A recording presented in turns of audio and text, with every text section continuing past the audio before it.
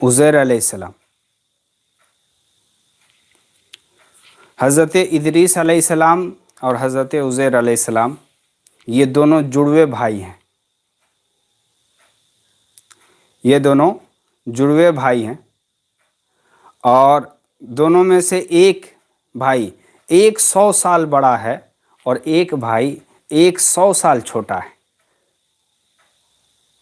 یہ کبھی کبھی سوال میں بھی آ جاتا ہے، امتحان میں بھی آ جاتا ہے. دونوں بھائی جڑوے ہیں اور دونوں بھائی نبی ہیں، اور ایک 100 سال بڑا ہے اور ایک 100 سال چھوٹا ہے. تو آئیے میں بتاتا ہوں کہ 100 سال کیسے بڑا ہوا اور کیسے چھوٹا ہوا. تو ایک مرتبہ حضرت عزیر علیہ السلام کے ذہن میں آیا، حالانکہ نبی ہیں لیکن ہے انسان. اچانک سے دل کے اندر یہ کھٹکا کہ اے اللہ، تو نے جو پیدا کیا انسانوں کو کہ ایک ماں اور باپ کا ذریعہ بنایا دنیا کے اندر بھیجنے کے لیے، پیدا کرنے والی ذات تیری ہے بے شک، لیکن تو نے انسان کو جب بچہ کو پیدا کیا تو ماں اور باپ اس کا ذریعہ بنا. اے اللہ، جب انسان مر جائے گا، مٹی میں دفن ہو جائے گا، بدن سڑ اور گل جائیں گے، تو اے اللہ تو قیامت کے دن دوبارہ کیسے زندہ کرے گا؟ تو اللہ تعالیٰ نے اس چیز کو بتلانے کے لیے کہ میری قدرت کیا ہے اور میں کس طریقے سے دوبارہ انسان کو، مردہ انسان کو، مٹی میں ملے ہوئے انسانوں کو، راکھ میں تبدیل ہوئے انسانوں کو، دریا میں بہائے ہوئے انسانوں کو کس طریقے سے پیدا کریں گے، کس طریقے سے دوبارہ زندہ کریں گے، اللہ تعالیٰ نے وہ قدرت دکھائی. اور حضرت عزیر علیہ السلام ایک دن اپنے کھچر پہ سوار ہوئے اور کھانا گرم لیے اور کہیں سفر کے لیے نکل گئے. اچانک سے چلتے چلتے ایک جنگل بیابان میں پہنچ گئے جہاں چاروں طرف صرف جنگل ہی جنگل تھا، کوئی آبادی نہیں تھی. اچانک سے انہیں پیاس لگی تو کافی دور نکلنے کے بعد دیکھتے ہیں کہ ایک جنگل کے اندر ایک کنارے میں ایک جھوپڑی ہے، چھوٹی سی جھوپڑی ہے. اس جھوپڑی کے دروازے پہ جا کے کھڑے ہوئے حضرت عزیر علیہ السلام اور آواز لگائے کہ کوئی گھر میں ہے. تو ایک بوڑھی عورت نکل کر آئی، اور ایک بوڑھی عورت نکل کر آئی. انہوں نے پوچھا کہ کیا بات ہے؟ حضرت عزیر علیہ السلام نے کہا کہ مجھے پانی پیاس لگا ہے، اگر پانی ہو تو پلائیے. تو اس بوڑھی عورت نے حضرت عزیر علیہ السلام کو پانی پلائی، اور پانی حضرت عزیر علیہ السلام پیے، اور پینے کے بعد تھوڑا سا خچر پہ دوبارہ سوار ہوئے، اپنے سواری پر سوار ہوئے، اور تھوڑے ہی دور آگے بڑھے تھے کہ اللہ رب العزت نے اس کی روح قبض کر لی. اور آپ لوگوں کو معلوم ہوگا کہ پہلے جو زندگی ہوا کرتی تھی، آقا دو جہاں صلی اللہ علیہ وسلم سے پہلے کی جو بھی امتی ہیں، ہزار سال، دو ہزار سال عمر ہوا کرتی تھی. تو وہ بوڑھی یہ چیز دیکھ رہے ہیں.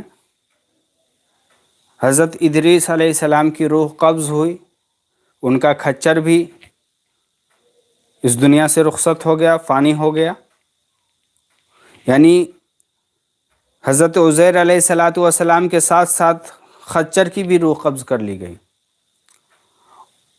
اور جو روح قبض کرنے کا وقت تھا وہ ظہر کے بعد یا زوال کا وقت تھا. حضرت عزیر علیہ السلام کو 100 سال تک اللہ تعالیٰ نے روح قبض کیے رکھا. 100 سال کے بعد دوبارہ اللہ تعالیٰ نے حضرت عزیر علیہ السلام کے جسم کو بنایا اپنی قدرت سے اور اس کے اندر روح ڈالی. اور حضرت عزیر علیہ السلام جب ہوش میں آئے، جب آنکھ کھولے تو عصر کا وقت ہو رہا تھا، یعنی سورج زوال کے وقت میں تھا، چڑھائی پر تھا. اور جب آنکھ کھلی ان کی تو تھوڑا سا آگے بڑھ چکا تھا، یعنی گویا کہ عصر کا وقت ہو چکا تھا. اللہ رب العزت نے پوچھا کہ اے عزیر، تو کتنا دیر سویا؟ تو پہلے کہے کہ 1 گھنٹہ، پھر کہے نہیں 2 گھنٹہ. اس طریقے سے، یعنی 2-3 روایتیں ہیں. اور حضرت عزیر علیہ السلام کہتے ہیں کہ اے اللہ جس ٹائم میں سویا تھا کہ سورج یہاں پر تھا اور اب سورج یہاں پر ہے، گویا کہ 2 سے 2.5 گھنٹہ کا فرق ہوگا۔ تو پھر اللہ تعالیٰ نے کہا کہ تیرا کھچر، تو جب کھچر کو کھوجا گیا تو کھچر کا نام و نشان نہیں تھا، کیونکہ 100 سال پہلے اس کی روح قبض کر لی گئی تھی۔ وہی کے ذریعے سے پھر ان کو بتایا گیا کہ فلاں فلاں جگہ میں کھچر کی ہڈی ہے، اس سب کو جمع کرو۔ تو حضرت عزیر علیہ السلام جو ہے اپنے دامن میں سب ہڈی کو چن کے، اور دوسری جگہ لکھا ہوا ہے کہ چادر میں سب ہڈیوں کو چن کر جگہ جگہ سے جمع کیا اور اپنے نظروں کے سامنے رکھا۔ اللہ تعالیٰ کی قدرت ہوئی، اللہ تعالیٰ نے اپنے قدرت سے سب ہڈیوں کو جوڑا، خود بخود سب ہڈی جڑنا شروع ہو گیا۔ اس کے بعد ہڈی درست ہو گئی، اس کے بعد اس کے اوپر گوشت چڑھا، کھال چڑھا، اور دیکھتے ہی دیکھتے کھچر کان جھاڑتے ہوئے کھڑا ہو گیا۔ اس کے بعد اللہ رب العزت نے بتایا کہ اے عزیر، تو 100 سال سویا، 1-2 گھنٹے نہیں، 1-2 دن یا 1-2 مہینے نہیں، 100 سال سویا۔ تو بہرحال حضرت عزیر علیہ السلام جب آگے بڑھے تو اس بوڑھی نے وہ واقعہ بتایا کہ تو 100 سال کے بعد دوبارہ زندہ ہوا ہے، تو مر چکا تھا۔ تو فوراً حضرت عزیر علیہ السلام 4 رکعت اللہ کے بارگاہ میں وہیں پہ کھڑے کھڑے اللہ کی حمد اور تعریف میں لگ گئے اور 4 رکعت نماز ادا کیے، جو عصر کہلاتا ہے۔ روایتوں میں ہے کہ جو عصر کی نماز بلا ناغہ پڑھتا ہے، اللہ تعالیٰ ان کی صحت تندرستی بنائے رہتا ہے، جس طریقے سے حضرت عزیر علیہ السلام کو اللہ تعالیٰ نے مردہ سے زندہ بنایا۔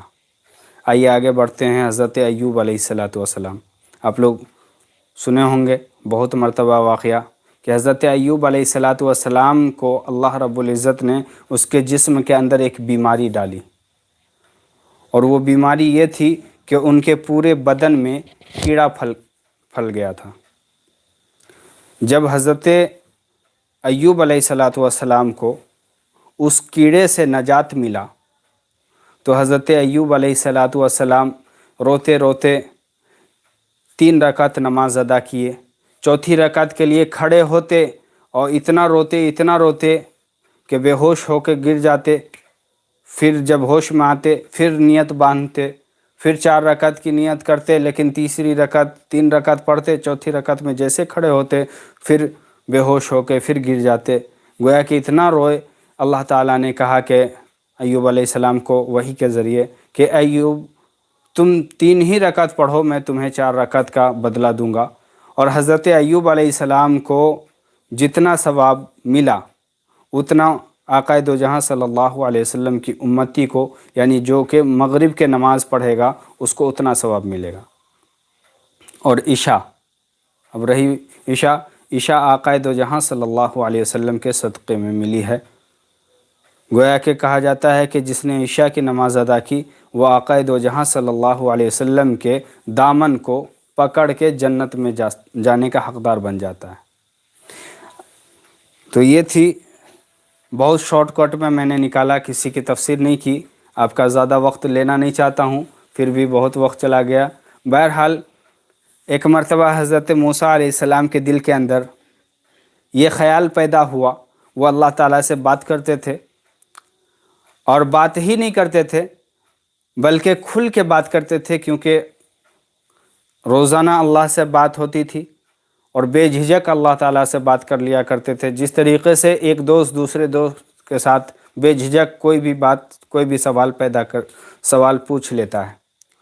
ایک مرتبہ حضرت موسیٰ علیہ السلام نے کہا کہ اے اللہ، تجھے نیند تو آتی ہوگی، بہت پیارے انداز میں، کیونکہ حضرت موسیٰ علیہ السلام روزانہ اللہ سے بات کرتے تھے اور اللہ کے دوست بھی کہے گئے، موسیٰ کلیم اللہ بھی کہے گئے۔ تو اللہ نے کہا کہ اے موسیٰ، مجھے نیند نہیں آتی۔ پھر کہا اے اللہ، تھوڑی سی نیند آتی ہوگی۔ اللہ تعالیٰ نے کہا کہ نہیں، تھوڑی سی بھی نہیں آتی۔ پھر حضرت موسیٰ علیہ